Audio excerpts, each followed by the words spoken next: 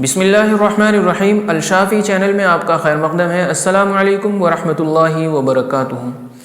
प्यारे दोस्तों, आज की इस वीडियो में जानेंगे मुसीबतों को टालने वाली दुनिया की सबसे ज़्यादा ताकतवर चीज़ सदक़े के बारे में।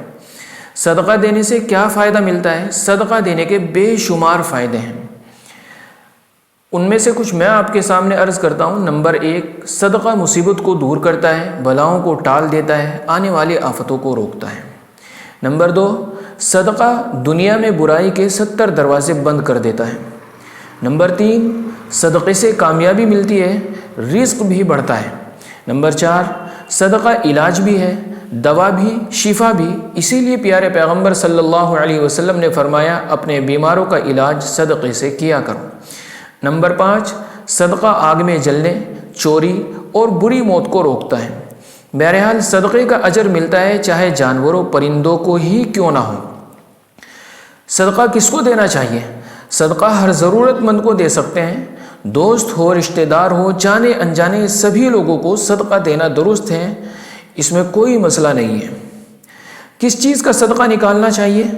सदक़ा निकालने में किसी चीज़ की कोई पाबंदी नहीं। जिस शख्स को जो ज़रूरत हो, या आप जो भी चीज़ सदक़े में देना चाहें दे सकते हैं। गोश्त का सदक़ा करना चाहें, गोश्त सदक़े में कर सकते हैं।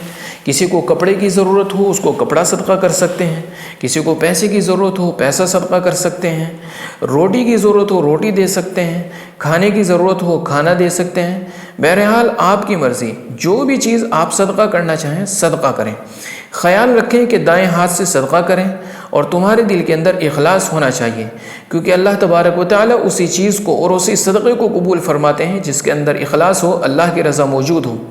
क्योंकि प्यारे पैगम्बर हज़रत मोहम्मद मुस्तफ़ा सल्लल्लाहु अलैहि वसल्लम ने फरमाया कि सदक़ा इस तरीके से करो कि अगर दाएं हाथ से सदक़ा दे रहे हो तो बाएं हाथ को ख़बर भी ना हो। और एक हदीस में आपने फरमाया कि अल्लाह तबारक व तआला तुम्हारे माल अम्वाल, तुम्हारी सूरतों को नहीं देखते, बल्कि तुम्हारे दिलों को और तुम्हारे आमाल को देखते हैं। बहरहाल सदक़ा करना चाहिए।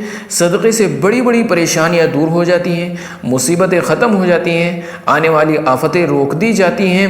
सदक़े का एहतिमाम करना चाहिए।